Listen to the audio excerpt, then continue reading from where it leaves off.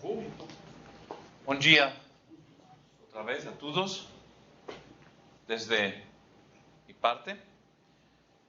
Vamos ahora a falar sobre cómo aplicar la norma más prácticamente. Uno de los grandes problemas es hacer los cálculos para validar un diseño, un proyecto, un circuito de seguridad.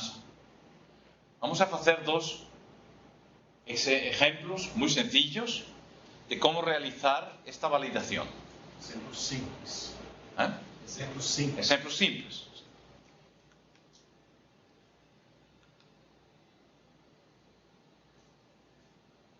Primero, nuestro primer ejemplo va a ser una función de parada. Tenemos una máquina, tenemos una zona perigosa y tenemos un resguardo alrededor de la zona perigosa. Este resguardo tiene una puerta que podemos utilizar para entrar y realizar carga, descarga de la máquina, mantenimiento, limpieza, etcétera, etcétera.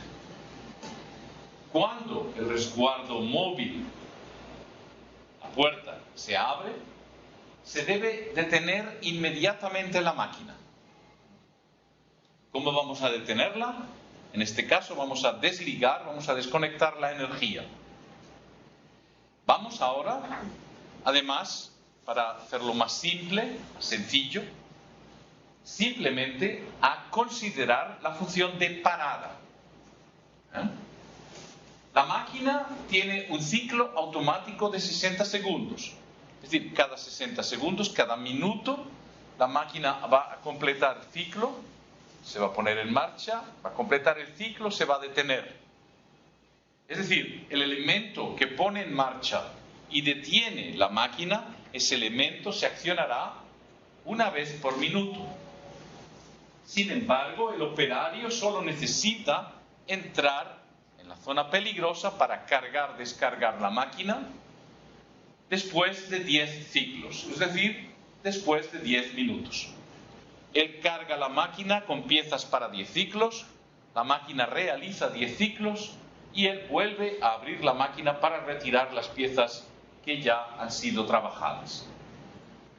Es una aplicación sencilla, lo que queremos es tener muy en claro cómo es la función y vamos ahora a pasar al diseño de la función de seguridad.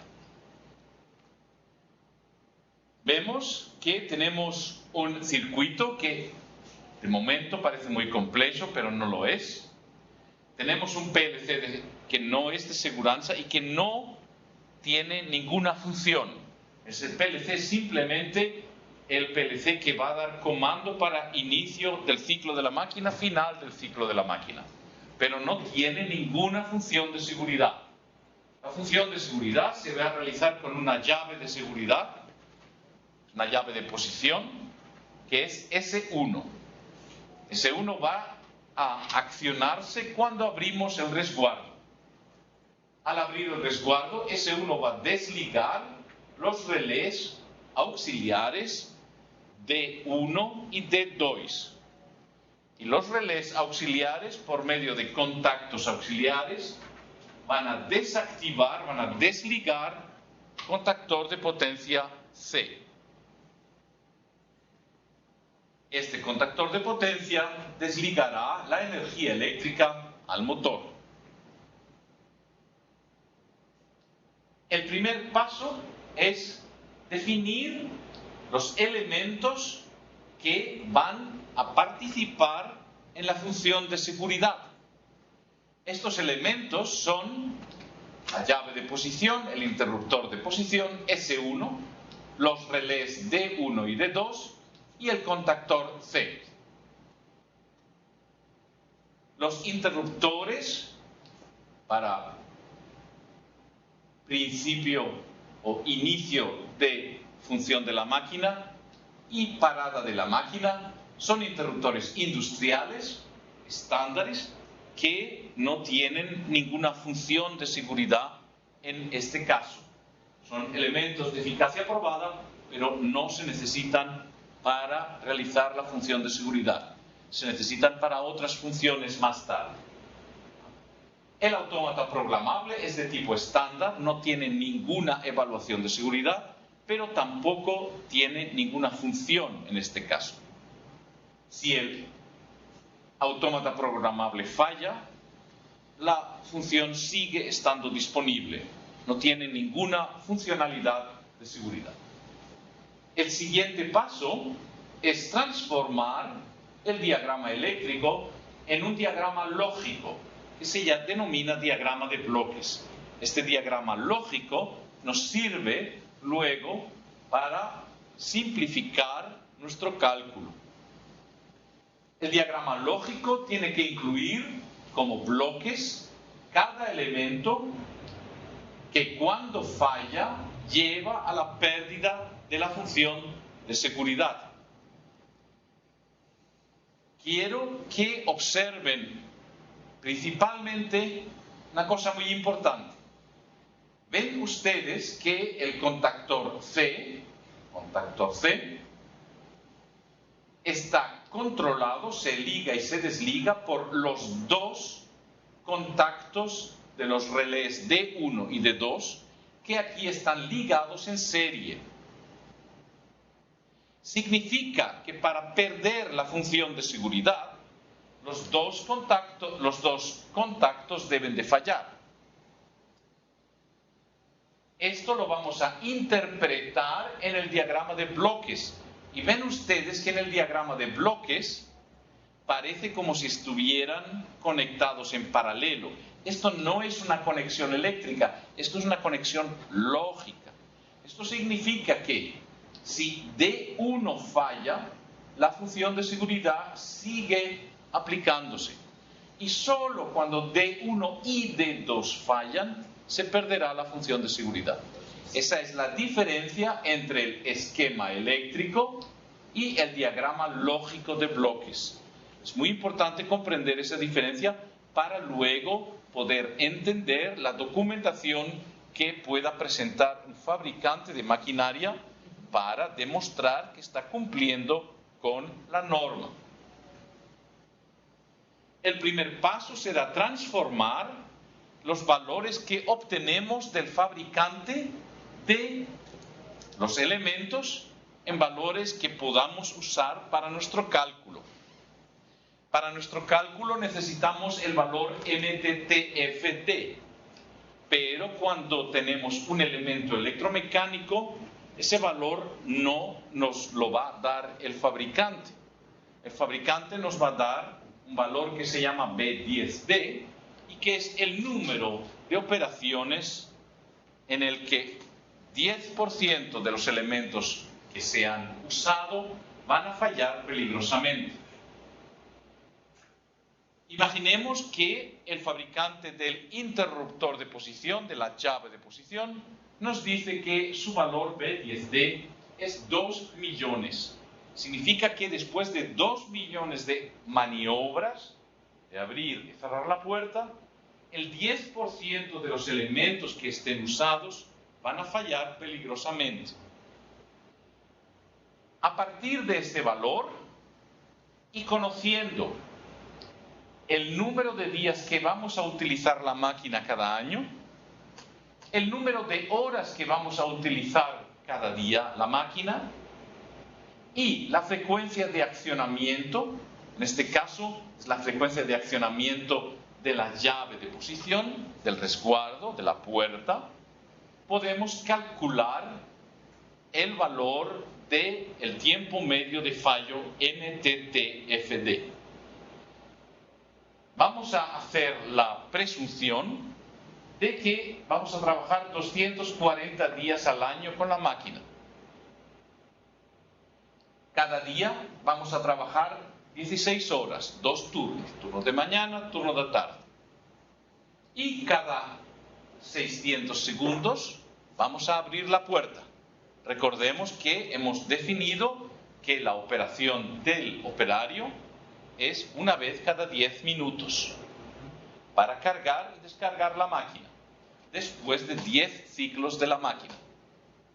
Entonces, Utilizando la fórmula de la norma, podemos calcular el número de operaciones. Día de operaciones multiplicado por las horas de operación, multiplicado por 3.600 segundos que tiene cada hora. Y vamos a dividir por el tiempo de ciclo en segundos. Obtenemos un valor que nos dice que cada año esa llave de posición va a ser actuada, va a tener un número de maniobras de 23.040 maniobras. Es bastante, ¿eh?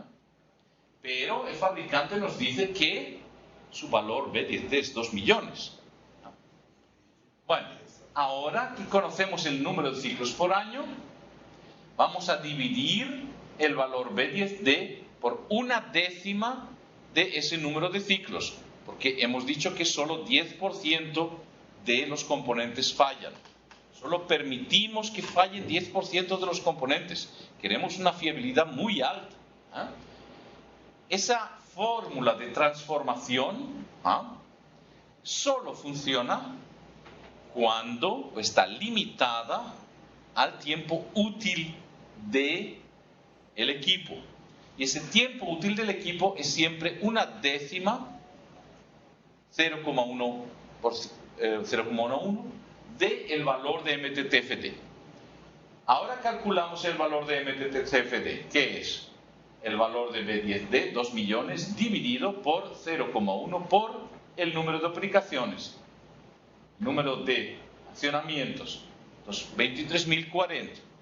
El resultado es que el MTTF es 868 años. Vamos a interpretar el resultado.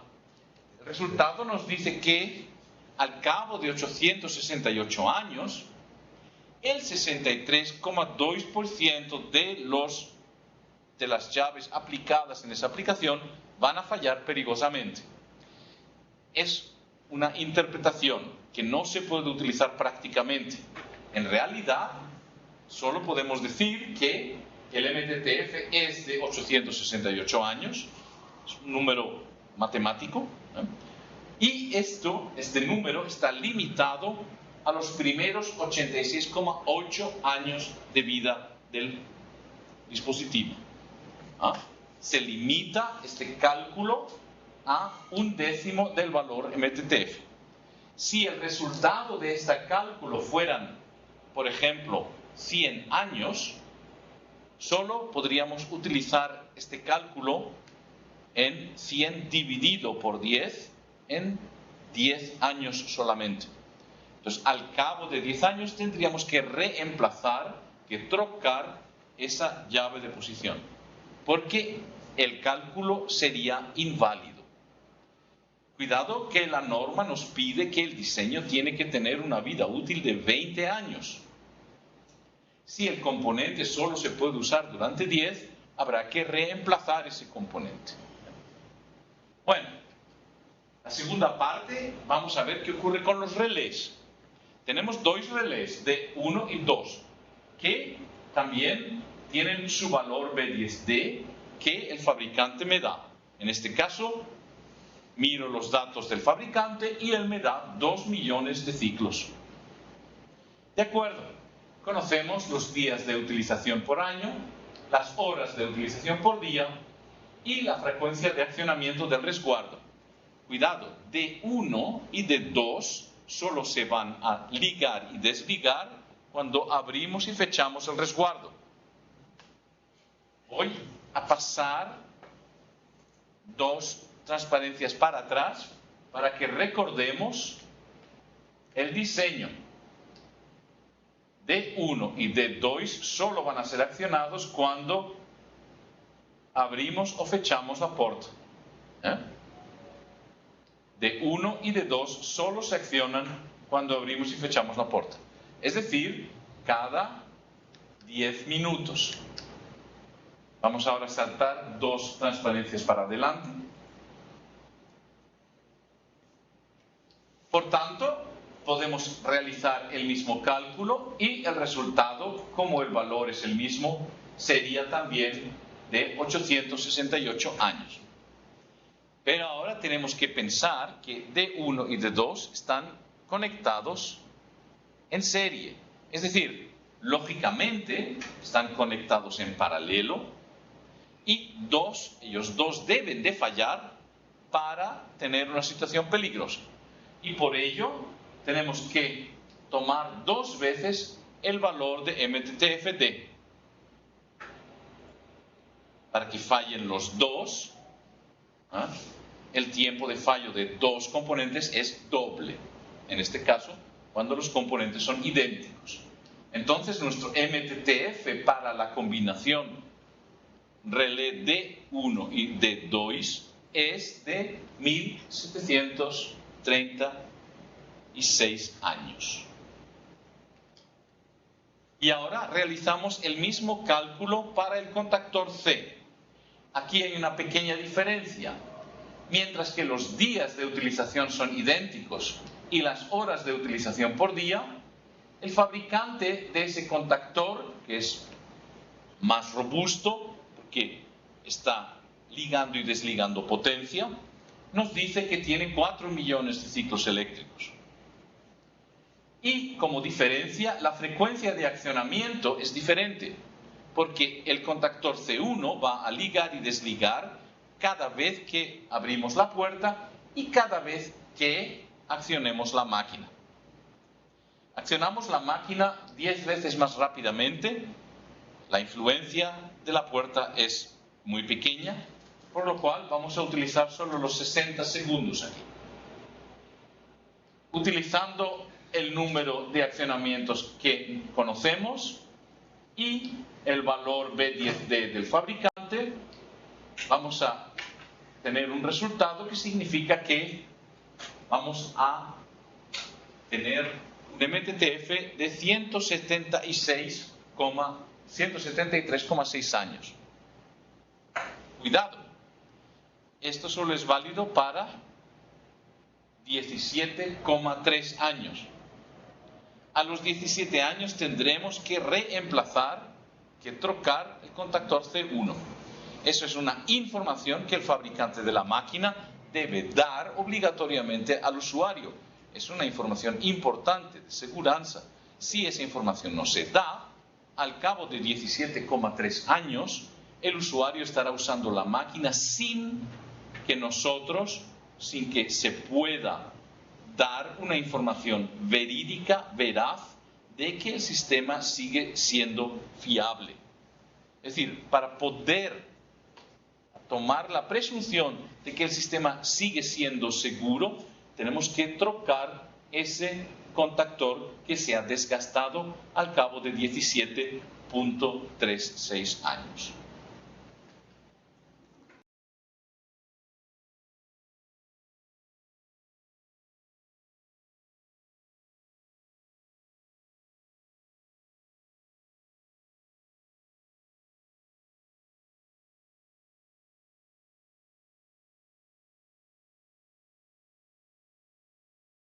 Vamos ahora a calcular el MTTF total.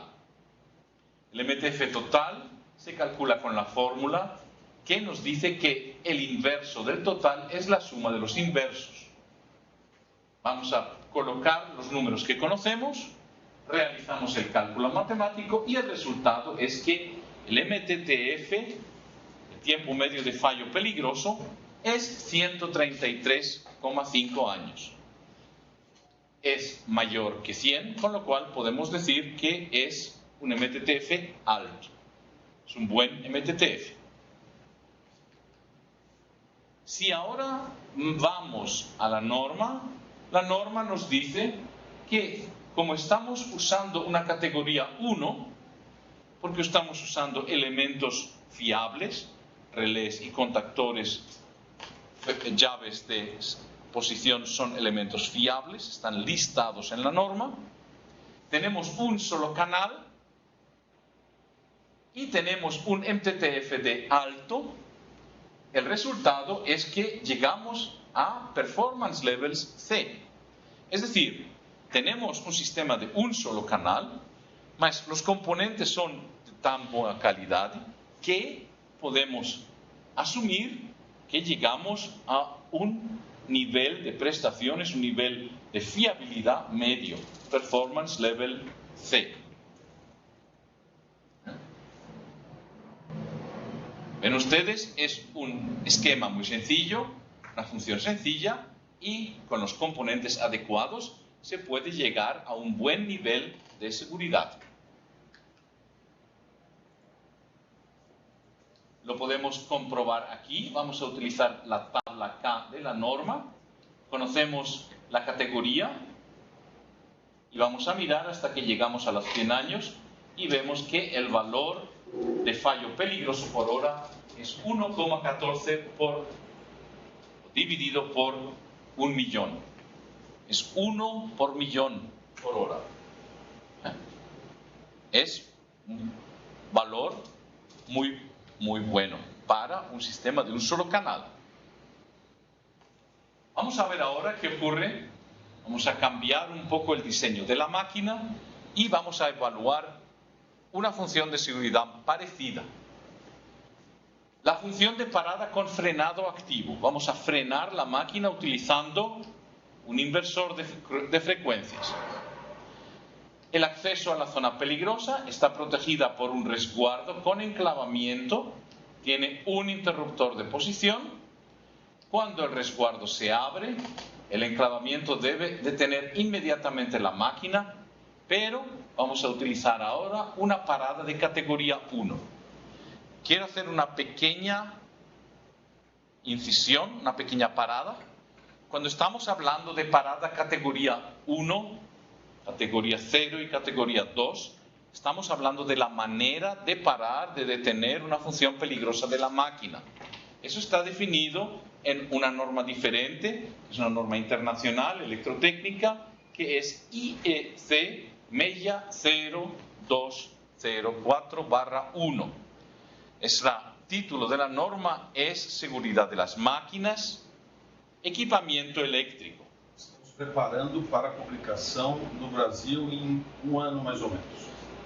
Como me indica mi colega Marcio, en un año más o menos esta norma será publicada como norma brasileira.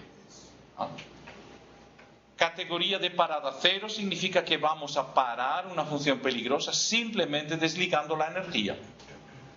Eso significa que a lo mejor la máquina va a precisar un cierto tiempo para detenerse totalmente para llegar a una situación segura. Categoría de parada 1 significa que vamos a frenar activamente, vamos a controlar la energía de tal manera que vamos a reducir el tiempo de parada de la máquina activamente, y cuando la máquina se ha detenido, cuando la función peligrosa ha cesado, vamos a desligar la energía. La parada tipo 2, categoría 2, es lo mismo, vamos a detener activamente, pero vamos a mantener la energía para mantener la posición segura, situación segura de la máquina. En este caso estamos en categoría de parada 1, es decir, vamos a frenar la máquina activamente y cuando hemos alcanzado la situación segura, vamos a desligar la energía. Se pide por resultado de evaluación de riesgos y estimación de riesgos, se pide que tenga esta función un performance level, un nivel de prestaciones D. ¿Cómo hacemos? Primero diseñamos. Aquí vemos en el diseño que vamos a utilizar un autómata programable para controlar la máquina. Vamos a utilizar un inversor de frecuencias para frenar, acelerar, controlar la velocidad. Ese inversor de frecuencias está conectado al motor y recibe los comandos de parada y de puesta en marcha por el autómata normal del PLC de función normal, de operación. La energía la va a ligar y desligar el contactor K1. Este contactor K1 está directamente conectado al interruptor de posición, a la llave de posición del resguardo móvil. Pero este contactor es un contactor que está ralentizado, es decir, que está temporizado, y una vez que se desliga, necesita cierto tiempo para desligar sus contactos. Vemos también que el mismo interruptor de posición, la misma llave de posición, tiene un segundo contacto para informar al sistema de mando si la puerta, el resguardo está abierto o fechado. Es una información adicional que podemos utilizar también para mejorar la seguridad, la fiabilidad del circuito. Luego tendremos los comandos simples de puesta en marcha y parada. Y tenemos una entrada que está monitorizando. Por medio de esa entrada vamos a monitorizar la función correcta del contactor K1 y de un segundo contactor auxiliar K2. ¿Qué hace ese contactor auxiliar K2? Ese contactor auxiliar está gobernado, está controlado por el controlador, y lo que hace es, él va a cortar una señal de permisividad, una señal que permite al inversor ponerse en marcha. Es una señal adicional. Y luego el autómata programable tiene una salida para poner en marcha, tiene una salida para detener, y luego tiene una salida que da la información de velocidad necesaria al inversor de frecuencia para acelerar y frenar correctamente la maquinaria. Naturalmente, cuando damos una información en forma de señal, por ejemplo, analógica, de la velocidad que debe de tener un inversor, es bueno controlar, monitorizar esa velocidad. Eso lo hacemos por medio de un encoder que está unido mecánicamente al motor, y ese encoder da esa velocidad, información de velocidad, al PLC de control y al inversor de control. Es decir, hay dos elementos que están monitorizando que la velocidad sea correcta. En caso de que existe un fallo del inversor de frecuencias y este aumente o no pueda controlar correctamente la velocidad del motor, esa información pasaría también al PLC, y el PLC daría señal de parada porque hay un fallo. El fallo se detecta y se reacciona adecuadamente. Entonces, ¿cuáles son los elementos? Primer paso, definir los elementos que van a actuar en la función de seguridad. El elemento principal, el interruptor de posición, la llave de posición.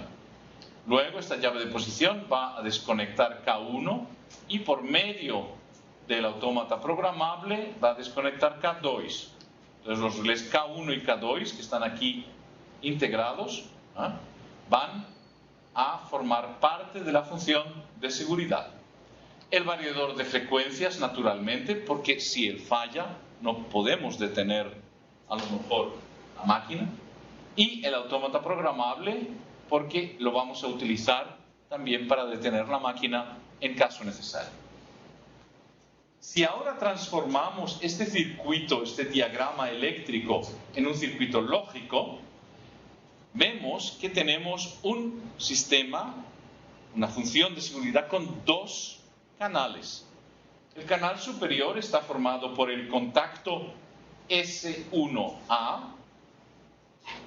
y el contactor K1.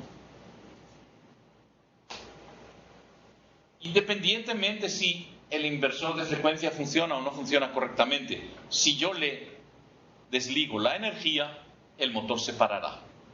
Por ello, en el primer canal solo tenemos esos dos elementos. En el segundo canal vamos a utilizar la información que llega del interruptor de posición S1B, llave de posición S1B. Esa información pasa al PLC y nos va a desligar K2. Entonces tenemos K2 y el PLC. K2 cuando desliga va a dar una señal de parada al inversor de frecuencias. Con lo cual los elementos del segundo canal van a ser el segundo contacto de la llave de posición, el contactor auxiliar K2, el PLC normal y el emisor de frecuencia.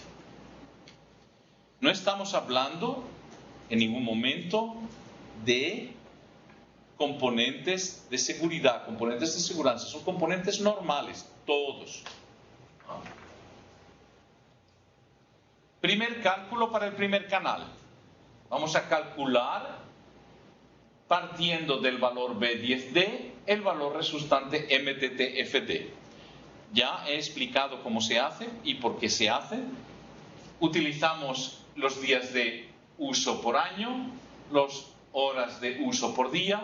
Sabemos que vamos a detenernos una vez a la hora, con lo cual podemos hacer un cálculo rápidamente y el resultado es que para esa máquina que ya está más modernizada y en la que el operario solo tiene que entrar una vez a la hora en la máquina, ese interruptor va a tener un MTTF de 5.000 años.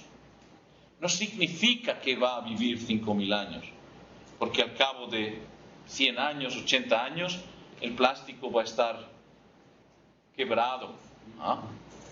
No, eso no significa el MTTF que la vida va a ser así. Significa, es un valor puramente estadístico, probabilístico. Podemos realizar ahora el mismo cálculo para el contactor K1, que es un relé con desactivación retardada, pero sus contactos son de guía forzada y apertura positiva.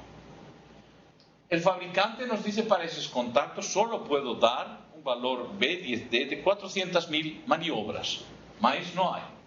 Con lo cual, teniendo en cuenta que vamos a hacer una maniobra cada hora, el MTTF resultante sería de 1052 años. En los dos casos, en el caso anterior, la vida media sería, la vida útil sería 5.208 dividido entre 10, 520 años. En el día siguiente, o en el elemento siguiente, el resultado es de 1052 años y significa que al cabo de 105 años la vida útil se acaba. Más es superior a 20, con lo cual está todo bien, está todo correcto. Ahora vamos a calcular el primer canal. Vamos a calcular el MTTF del primer canal usando los valores del interruptor S1A y del contactor K1. Nos da un valor medio de 875 años, que es alto. Ese valor lo vamos a limitar más tarde solamente a 100 años. Ahora vamos para el segundo canal, el canal B. El segundo canal comienza también con el interruptor S1, pero con su contacto B. Ese es un contacto auxiliar que no tiene las mismas características técnicas, a veces, que el contacto principal. En este caso, el ejemplo muestra que estamos utilizando un contacto sin accionamiento positivo, con lo cual el fabricante nos dice que solo tiene 400.000 maniobras. No es un fallo, es un ejemplo. En muchos casos los contactos auxiliares tienen la misma calidad que los contactores principales. En este caso no lo es. Es un ejemplo. Conociendo el número de días de operación por año y el número de horas de operación por día, conociendo el ciclo de apertura del resguardo, podemos calcular y en este caso tendríamos como resultado también 1052 años de MTTF-D.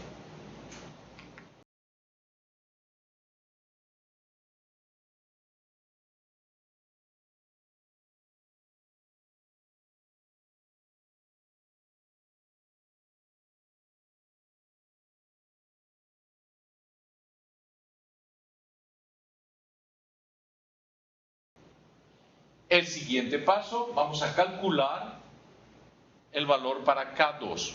Estos cálculos siempre se tienen que hacer para los elementos electromecánicos, en los que el fallo, la probabilidad de fallo, está directamente relacionada con el desgaste y directamente relacionada con el número de maniobras. En un componente electrónico esto no ocurre. En el componente electromecánico sí ocurre y por eso tenemos que realizar estos cálculos. Aquí lo vamos a hacer igualmente con el contactor K2, que es un contactor relé auxiliar. Solo tiene 400.000 maniobras, con lo cual nos da el mismo resultado de 1052 años. Y ahora vamos a realizar el cálculo total del segundo canal. En el segundo canal vemos que tenemos el primer canal con 100 años y el segundo canal va a tener como resultado 7,4. ¿Por qué? Para el PLC, el fabricante solo nos da un MTTF de 15 años. Los PLCs normales, estándar, están más o menos entre esos valores de 10 a 15 años. Cuidado, si no conocemos ese valor, si ese valor es desconocido, porque el fabricante del PLC no ha diseñado ese PLC para funciones de seguridad y no ha realizado internamente el cálculo, la norma permite el uso de un valor de 5 años. Porque sabemos que los PLCs funcionan. Si no funcionaran, no se utilizarían. Entonces la norma hace una presunción de que, bueno, no tenemos los datos, pero es un elemento muy usado, con lo cual podemos tener en cuenta 5 años. Para el inversor de frecuencia puede ocurrir lo mismo. En este caso tenemos suerte y el fabricante nos dice que el inversor de frecuencia tiene una MTTF de 15 años. Pero vemos naturalmente que tenemos 2 veces 15. La mitad de 15 es 7,5. Es decir, el valor total va a ser siempre menor que 7,5 y cuando realizamos el cálculo vemos que matemáticamente el resultado es correcto. El MTTF total del segundo canal es muy bajo, es solamente 7,4 años porque tenemos 2 elementos que no tienen un buen MTTF. Eso no significa que este canal sea malo, significa que este canal solo tiene una fiabilidad reducida, pero tiene fiabilidad. Tudo que não envolve parte mecânica de desgaste geralmente é baixo. No, puede ser que este PLC tenga solo un canal, pero haya sido diseñado con buenos componentes electrónicos y que el fabricante del PLC nos dice ha sido bien fabricado y por eso tiene un MTTF muy alto.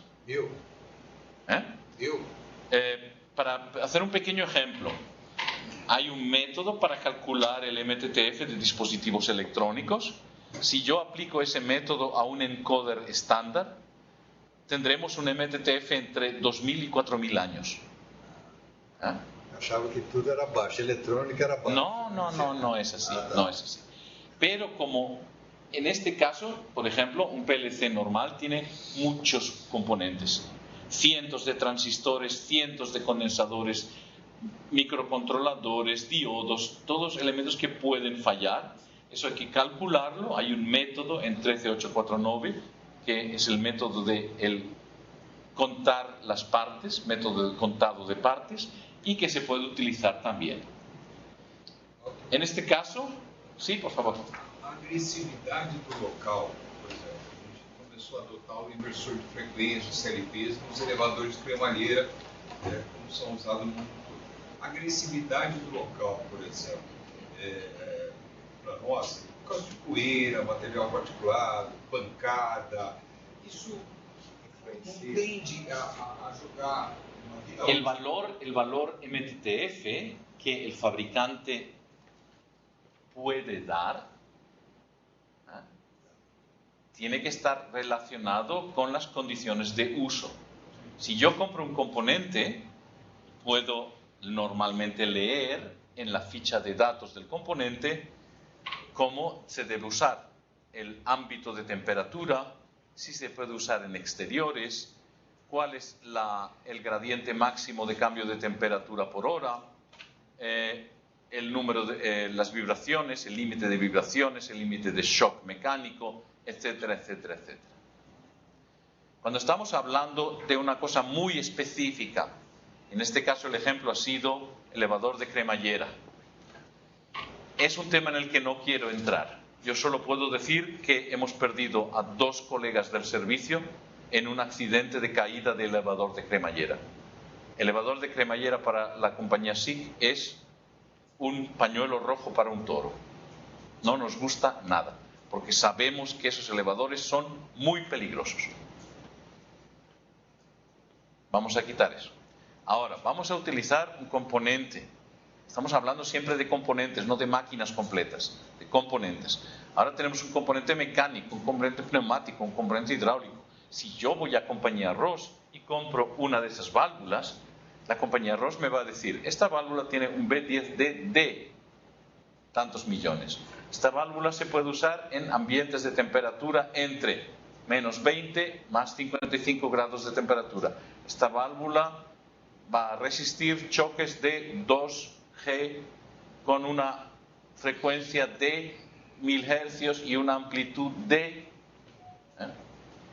Esta válvula tiene un IP de protección contra entrada de polvos, entrada de agua, de IP67.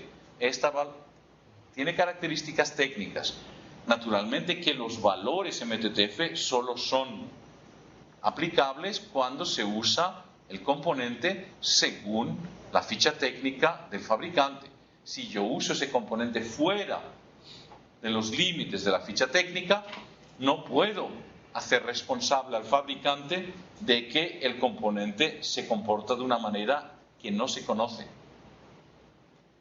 Isso aí vai de encontro à condição de você falar assim, eu uso uma válvula só em prensa. Sim. Porque você conhece as características onde que ela trabalha na prensa e fala, é exclusiva para a prensa. Exactamente. En la parte 2 de la norma 13849 tenemos mecanismos, tenemos tablas, tenemos listas de componentes fiables, de exclusión de fallos, etcétera, etcétera. Y cuando vamos a los elementos pneumáticos e hidráulicos, hay una información muy importante que dice no se puede dar información sobre un elemento fiable para elemento pneumático y hidráulico porque no sabemos cómo se van a usar. ¿Qué ocurre si yo tengo un cilindro vertical y tengo una carga muy grande suspendida del cilindro? Yo puedo cerrar las 2 válvulas, pero la carga es capaz de provocar una succión en el cilindro y desciende. Entonces no podemos, no es tan fácil. En electricidad, en electrónica es muy fácil. Y por eso he pedido a Dietrich que nos explique un poco esas peculiaridades de la neumática y la hidráulica, donde no podemos pedir que el comportamiento sea parecido o igual a la electrónica.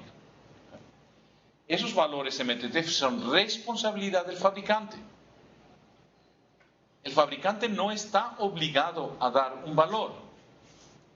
Si yo quiero usar un elemento para una función de seguridad y preciso un MTTF, preguntaré al fabricante, y si el fabricante no me lo puede dar, no puedo usar ese componente. Es como decir, no, quiero hacer una feijoada pero no tengo fellos. Entonces no puedo hacer feijoada. Muy fácil. Aquí vemos que tenemos los 2 canales con 2 valores muy diferentes. No estamos hablando de que un canal tiene 85 y el otro tiene 82. Estamos hablando de que un canal tiene 100 y el otro tiene 7.4. Entonces necesitamos usar la fórmula de simetrización. Entonces aquí vamos a poner los valores que tenemos y la fórmula nos dice 2/3 de 100 más 7,4 menos 1 partido por 1 partido por 100 más 1 partido por 7,4. El resultado es 67 años. Sigue siendo alto, estamos sobre los 30. Es decir, la combinación de un canal alto con un canal bajo sigue siendo una fiabilidad alta. Por ser 7 parecía que iba a caer lá embaixo, ¿no? Cae bastante, pero todavía se mantiene a un nivel muy elevado. Bueno, ahora tenemos que ver, como tenemos 2 canales, lo que queremos es ahora detectar fallos. Vamos a comenzar con el primer elemento, K1. Tiene un DC alto. ¿Por qué? Porque los contactos son de guía forzada y apertura positiva. Eso significa que yo puedo leer, yo puedo monitorizar el contacto auxiliar, y como está unido mecánicamente, firmemente al contacto principal, yo puedo conocer exactamente la posición del contacto principal leyendo el contacto auxiliar. Es muy fiable, me puedo fiar mucho de ese diagnóstico, con lo cual nos da un 99%. El señor Gorneman no ha sacado esto del bolsillo, esto está escrito en las tablas del anexo E1 de la norma. Hay unas tablas y la tabla dice cuándo está usando elementos con guía forzada, apertura positiva o mecánicamente guiados, puede presumir de 99% de DC.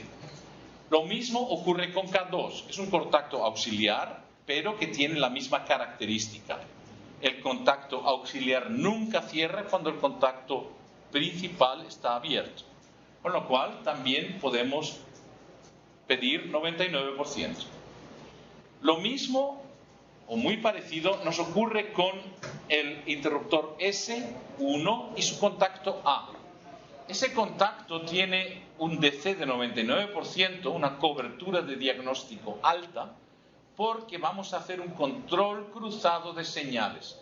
No tiene comprobación dinámica, pero es un contacto de apertura positiva.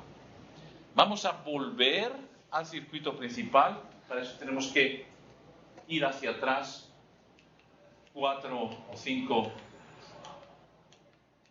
más transparencias.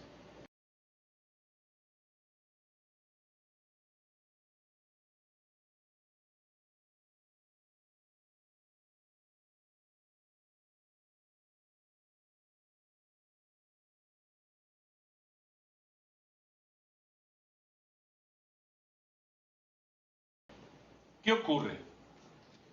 El PLC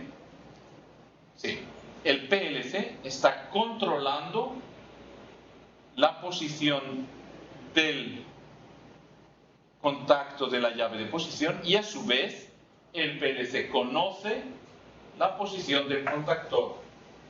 Con lo cual tenemos un control cruzado y tenemos una fiabilidad muy alta. Si este contacto está abierto, este contacto tiene también que estar abierto. Se o contato B estiver aberto, o K2 também tem que estar aberto. Exactamente. Tem que falar porque eles não estão vendo a hora que você está Perdón. Si el contacto S1B está abierto, entonces K2 también tiene que estar abierto. Estamos haciendo una monitorización cruzada de las señales y controlando si son plausibles, si son consecuentes. Volvemos otra vez a nuestra transparencia de la página 21. Lo mismo nos ocurre con el contacto B, pero como no es contacto con apertura positiva, no tiene el 99% y solo tiene el 60%. Luego vamos a ver el PLC. El PLC no tiene. Es un PLC normal que no ha sido diseñado para seguridad y lo único que tiene es una función que se llama watchdog, el perro de vigilancia. Pero, según la norma, la función de watchdog tiene una baja efectividad en la rutina de testeo, por lo cual no podemos pedir más, tiene que ser por debajo del 60%. Entonces podemos decir 50%, más o menos. Y muy interesante, para el inversor de frecuencia, a pesar de que no ha sido diseñado para seguridad, tiene un 90% de DC. ¿Por qué? Porque el inversor de frecuencia tiene su control interno de velocidad y tiene un control directo por el PLC. Tenemos un encoder Ese encoder da señal al PLC y el PLC mide y corrige la velocidad. Y cuando el PLC ve que no se puede corregir la velocidad porque algo está fallando, el PLC va a desligar. ¿Y eso entonces, eso se dice que es control directo de velocidad, control directo de la actuación y utilización de señales redundantes de parada. ¿Eso es fornecido por el fabricante? No, esto es por el diseño que tenemos. Podemos volver otra vez, por favor, al slide número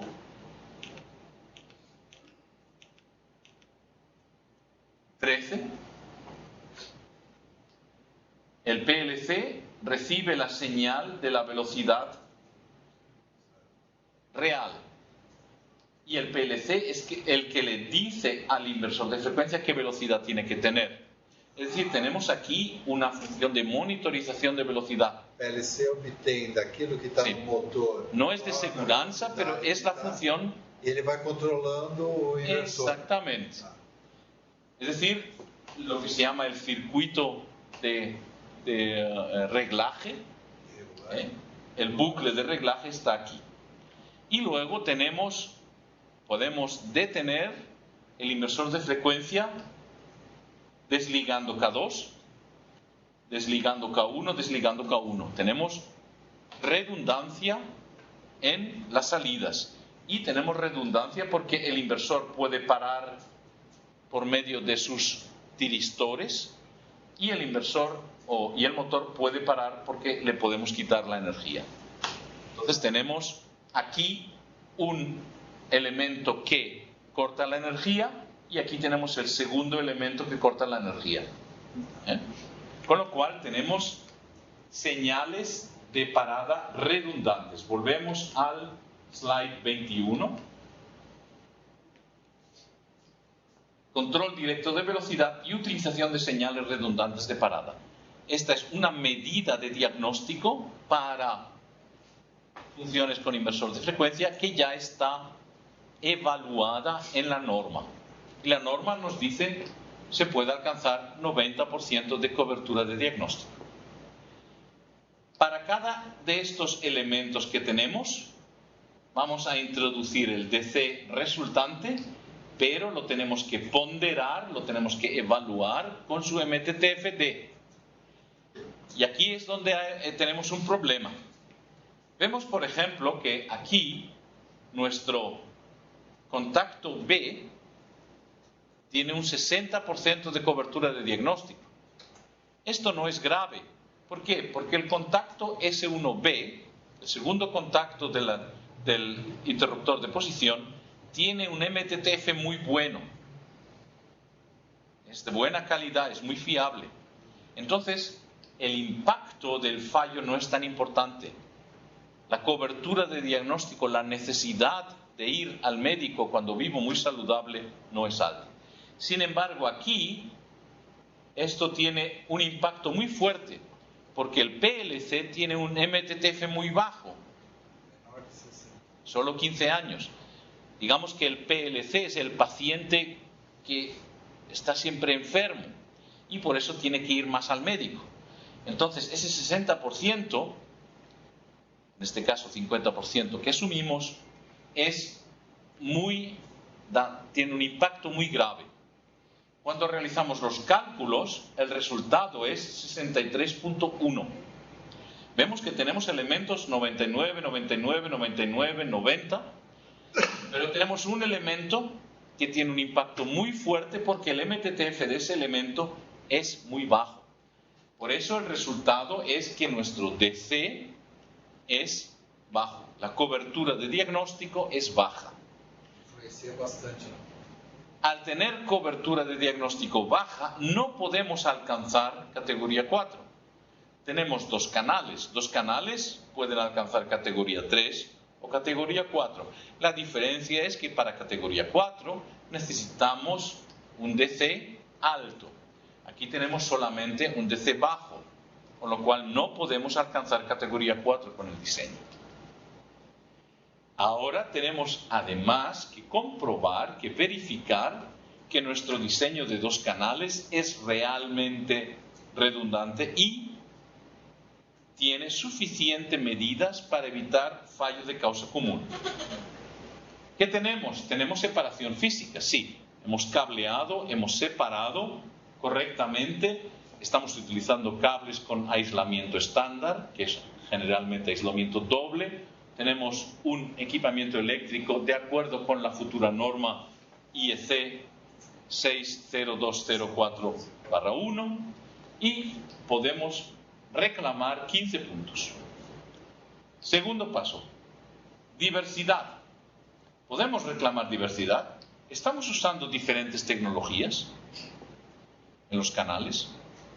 Sí, un canal es puramente electromecánico, mientras que el segundo canal es electrónico. Con lo cual, sí, estamos utilizando diferentes tecnologías, estamos utilizando diseños diferentes, componentes diferentes, 20 puntos. Siguiente pregunta, el diseño, aplicación, experiencia. Vemos que hemos diseñado correctamente, tenemos fusibles, tenemos separación de cables, tenemos además una función de monitorización de velocidad, etc. Y estamos usando componentes de eficacia adecuada. Algunos sí, otros no.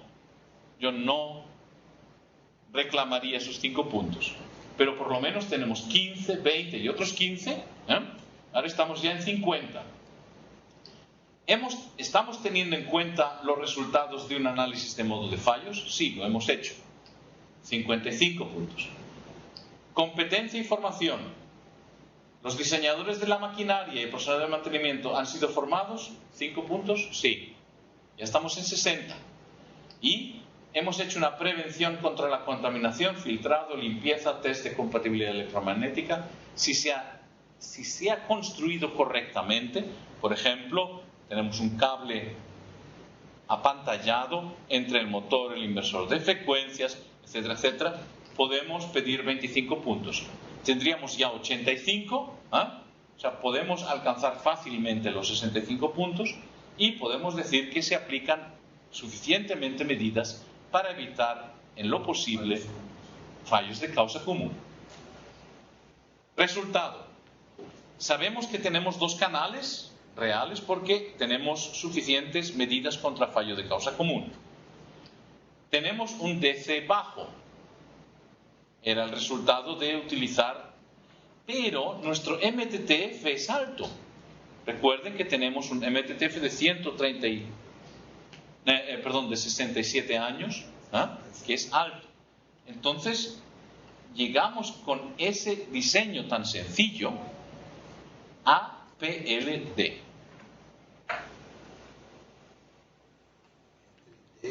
Vamos a ver el resultado. El resultado eran 63 años, no lo tenemos en la tabla, tenemos 62. Y tenemos categoría 3, 2 canales con cobertura de diagnóstico baja. 2.13 por 10 a la menos 7. Está claramente en medio del rango de Performance Level D. Estamos en la mitad del Performance Level D. Este ejemplo, o estos 2 ejemplos, quieren demostrar que utilizando elementos normales, combinados correctamente, seleccionados correctamente, teniendo en cuenta capacidades sistemáticas, teniendo en cuenta fallos de causa común, calidad de los componentes, un correcto diseño eléctrico, se pueden alcanzar buenos niveles de seguridad. Naturalmente, se puede hacer más fácil el ejemplo. Utilizamos un inversor de seguridad, utilizamos un PLC de seguridad y es mucho más fácil calcular todo. Lo que la norma quiere es que tengamos la libertad de diseño. Para alcanzar Performance Level D, podríamos haber utilizado un sistema de testeo con muy buenos componentes. Podríamos haber mejorado el diagnóstico en un sistema de testeo, o podríamos utilizar peores componentes, pero mejor diagnóstico. O sea, tenemos muchas posibilidades de cambiar el diseño, muchas maneras de jugar, que todas nos llevan a un resultado correcto y a una seguridad fiable en la máquina. La idea de la 13849 es no de hacer las cosas más complicadas, pero de permitir un diseño más tecnológico, lo que significa, naturalmente, más esfuerzo en la ingeniería. El ingeniero tiene que hacer algo más de esfuerzo, tiene que buscar los datos, tiene que hacer los cálculos. Pero vean ustedes que hemos hecho un ejemplo en 15 minutos. Si ustedes miran su máquina, podrán descubrir que a lo mejor tienen 4, 5, 6 funciones de seguridad. Son 4, 5, 6 veces 15 minutos. Es una hora y media. No es más.